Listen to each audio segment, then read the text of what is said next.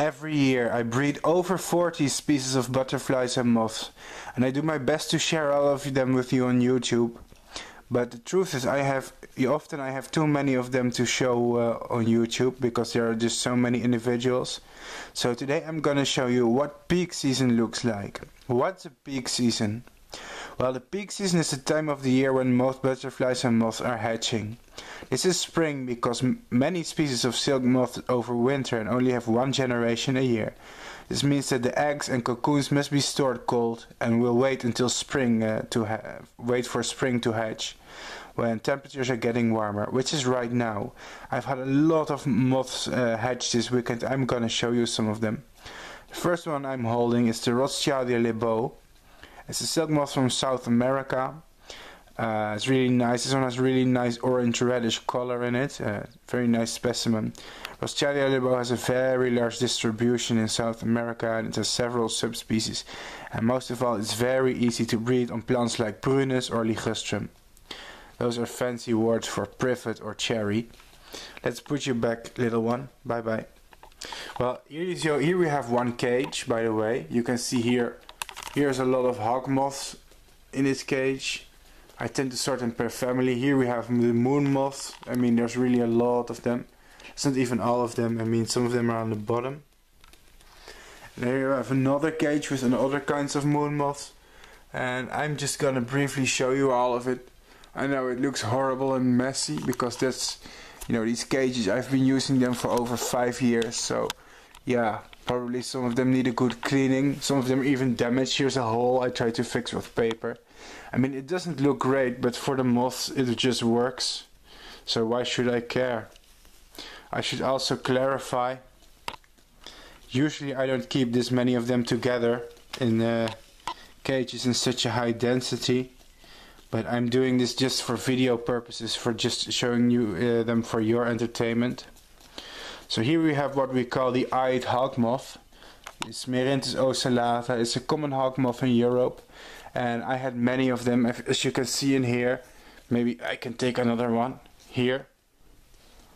Another eyed hawk moth. And their hind wings are just very stunning to see.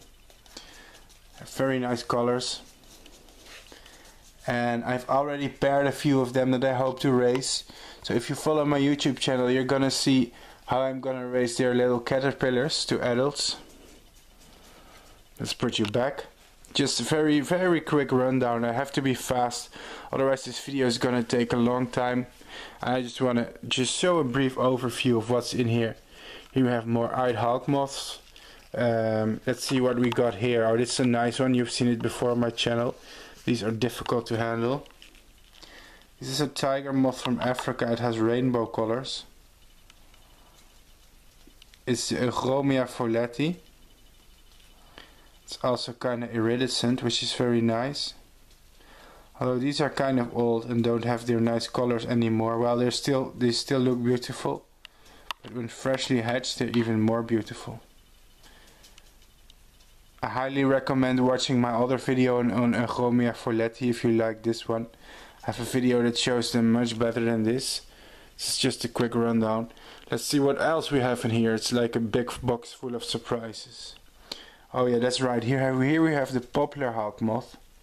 And we call it the poplar hawk moth not because it has a lot of friends, but because it likes feeding on poplar. The caterpillars, that is. It's one of the more common hawk moths in my country. Of course you don't see them everywhere because just like any other big species of insect or moth, this has a really kind of hidden lifestyle. Well, what I'm trying to say is you don't stumble upon them every second, even though they're common. Here we have another nice one. This is the Coloradia doris. It's a silk moth from North America. Coloradia doris. And if disturbed, some of them will reveal their abdomen. It's kind of, oh wow, it laid eggs even. That's interesting. Well, what's interesting is their abdomens have very nice stripes, and they use this as a warning whenever they are handled or stressed. And they can curl up their abdomens to try and scare away predators. As you can see, for some reason, this female has laid some eggs on herself, so I'm gonna take those away. Interesting. Some caterpillars are gonna hatch from this. I'm very sure there are. So let's try and show you another specimen, maybe one that hasn't laid eggs all over herself. Well, here we have a nice one. Really nice colors, bit of red, bit of yellow, we have everything in here. You have to excuse me if the moths are making a mess on my hand, that's what I do. What is what they do? Some of them can expel a liquid called meconium, which is kind of a waste product that's left from their metabolism. And it's just a warning. I think these are really gorgeous. I'm really fond of North American silk moth. I really like the American species. So I guess some of them are gonna start flying now. So I guess I should close up the cage. Because first of all, I've shown you all the species that are in here. Second of all, I don't want to chase these moths through my entire basement. I like them. I'm gonna close it with my feet here. That's some skill right there. Just so I don't have to lose my grip on the camera. Oh, there we have one cutie who's trying to get out. Back in the cage you go. You'll have to lay some eggs for this really crazy dude here in his bin in my basement. And here we have another cage. This one is not gonna take a lot of time because it's mainly full of one single species, and I have so many cocoons of them. All of them are hatching this weekend. They are a species of moon moth from Russia. Let's try and get you a close-up. Maybe if I can find a nice specimen to show you. Oh, there we go. This is a moon moth from Russia and Siberia called Actias artemis. And here we have a male of the Actias artemis. It's a really nice moth. They just feed on very deciduous kind of trees like cherries, like oak, like willow, those kind of plants and trees. Makes them easy to breed, really, and really fascinating to study. The females have shorter tails than the males, and they're generally bigger. So here we have a female. This one has really strange kind of wings. I'm gonna try and find a better looking specimen, because if I'm gonna show you a species of moth, I really want to show you a good example. Here's a good one. Here's a female. Compare this to the male here. He has longer tails, and generally the females are bigger. And some of them are hatching with kind of odd looking wings like this. It's just called a cripple specimen. It happens sometimes. It's not my fault or their fault really. Well, it's probably something genetic, or just something went wrong when it tried to hatch. I prefer not to breed the cripple ones, but sometimes they're really okay to breed with, because the cause of their them being crippled doesn't have to be genetic.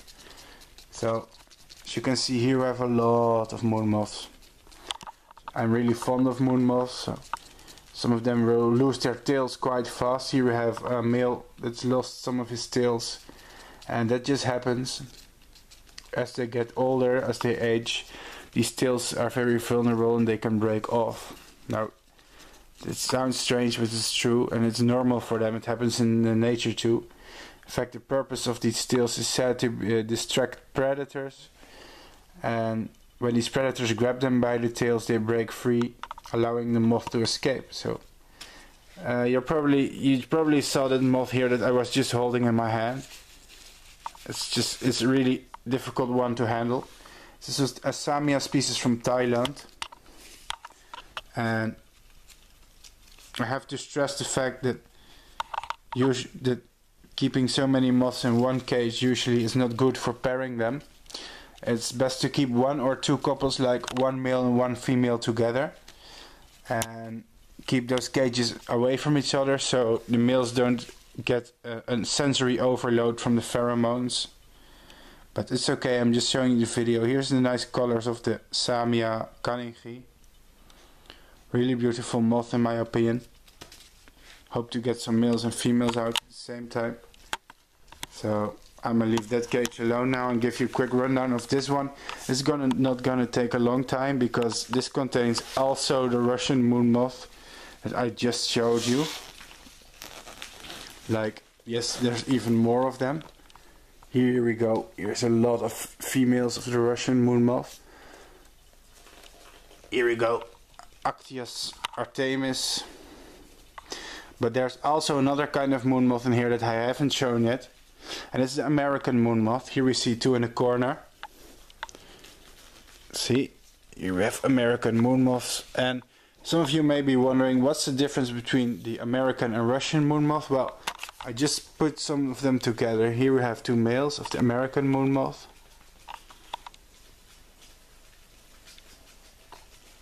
And here we have a Russian moon moth. It's much paler. And the American moon moth has longer tails.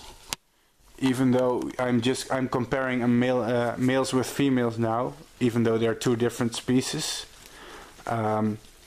The males of the Russian moon moth also have longer tails, but not as long as the American moon moth.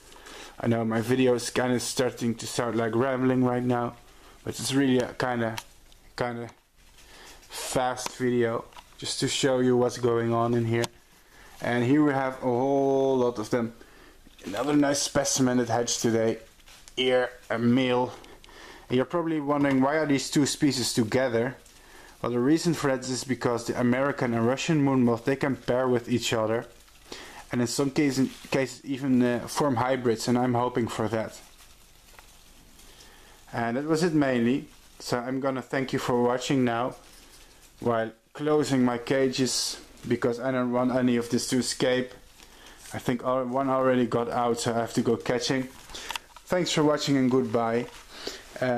Thanks for following my YouTube channel. It's been a great year and I've had many followers, even though I'm still uploading literally raw videos from my basement. I guess I'm just really one of those crazy kind of people that you can't help but follow, even though you feel kind of sorry for him. Or maybe you think he's just that weird or fascinating, I don't know. Or maybe it's just the insects. Thank you for watching, and please follow my YouTube channel, because I have some stuff coming up that's for moth lovers will be extremely fascinating. Thanks and goodbye.